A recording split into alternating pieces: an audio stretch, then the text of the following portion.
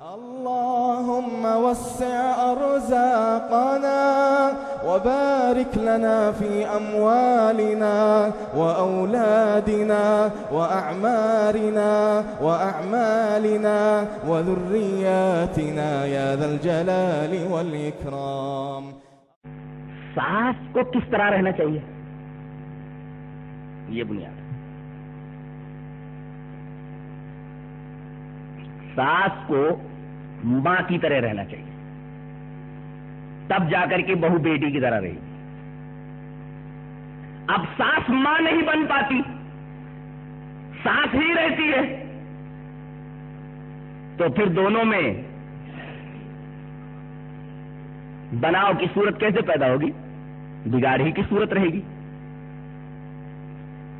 اسی وجہ سے یہ جو ماحول ہے ساس اور بہو کا، اس کو دیکھ کر کے شادی کی بات طے ہو جانے کے بعد ہی سے بہو ڈرتی رہتی ہے کہ نہ جانے اس گھر کے اندر جانے کے بعد میرے ساتھ میری ساس کا کیا سلوک ہوگا. بیچاری گھبراتی رہتی ہے، ڈرتی رہتی ہے. یہ جو فطری جھجک ہے، اس کی فطری الجھن ہے، وہاں اگر کوئی بات اس کے مزاج کے خلاف ہو گئی تو یہ ڈر اور زیادہ بڑھ جاتا ہے، اور اس طریقے کا خوف آگے چل کر کے بگاڑ کے اندر کافی زبردست رول ادا کرتا ہے.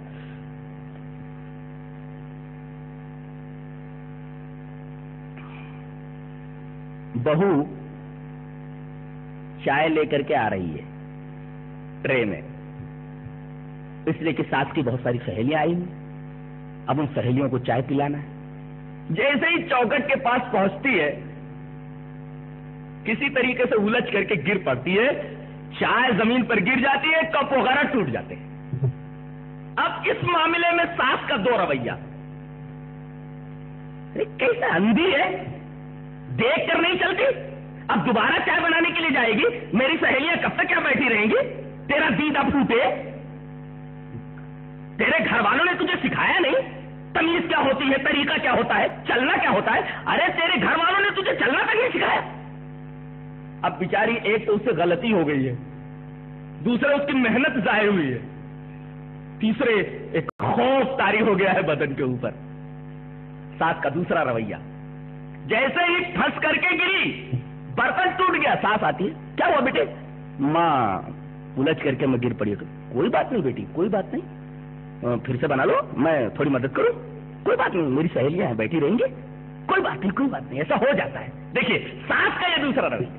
اگر اس طریقے کا رویہ ساس کا ہو، بگاڑ کی کوئی صورت ہی نہیں ہے.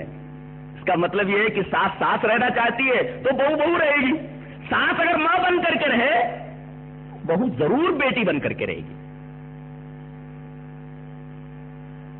بگاڑ کہاں پیدا ہوتی ہے جانتے ہیں؟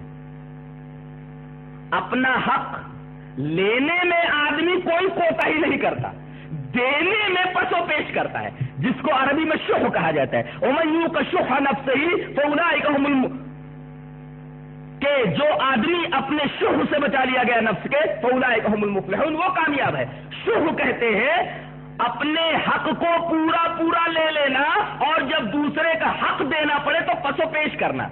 ساس چاہتی ہے کہ میرے سارے حقوق بہو ادا کرے، اور بہو کے میں کوئی حق ادا کرنے کی روادار نہیں ہوں. ظاہر ہے کہ فساد وہی پیدا ہوگا. کائنات میں جہاں کہیں فساد ہوا ہے، اس کے پیچھے یہی جذبہ کار فرما رہا ہے کہ میرا حق مجھے پورا مل جائے، لیکن میں دوسروں کا حقوق نہ دوں. اسی وجہ سے اللہ تبارک و تعالیٰ نے تطفیف والوں کے اوپر لعنت بھیجی کہ جو ڈنڈی مارتے ہیں، اس میں کیا ہوتا ہے؟ یہی تو ہوتا ہے کہ پیسہ پورا لے لیا تم نے، تو پورا اپنا حق لے لیا، لیکن اب تول کیوں کم دے رہے ہو؟ دینے والے نے اپنا حق ادا کر دیا، پورا پیسہ دے دیا، اب تمہارا حق بنتا ہے کہ پورا حق اسے دے دو. پورا حق نہیں دیتا، ڈنڈی مار لیتا ہے. فساد وہی پیدا ہوتا ہے. دنیا میں جہاں بھی فساد ہوا، اس کے پیچھے یہی جذبہ کار فرما رہا ہے. ساس اور بہو کی انبن اس طریقے سے مشہور ہو گئی ہے کہ ان کے تعلق سے بہت سارے لطائف، کون سے لطائف؟ لطائف مضحکہ، ہنسانے والے لطیفے مشہور ہو گئے ہیں. ایک ساس کے بارے میں یہ پڑھا گیا کہ سنا گیا کہ بہو سے ایک زبردست معرکہ آرائی کے بعد ٹھنڈی سانس کھینچتے ہوئے ساس یہ کہتی ہے میرے تو عمر بھر کے نصیب پھوٹ گئے. جب بہو بنی تھی تو ساس اچھی نہیں ملی تھی اور جب ساس بنی تو بہو اچھی نہیں ملی.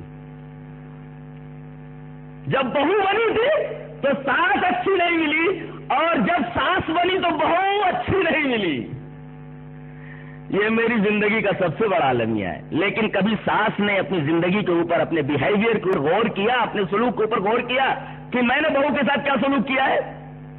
اچھا, کبھی کبھی تو بہو کو یہ تانے دیے جاتے ہیں کہ تیرے آنے سے پہلے گھر میں زبردست برکتیں تھی, تیرے پیر گھر میں کیا ہے کہ بے برکتیاں شروع ہو گئی.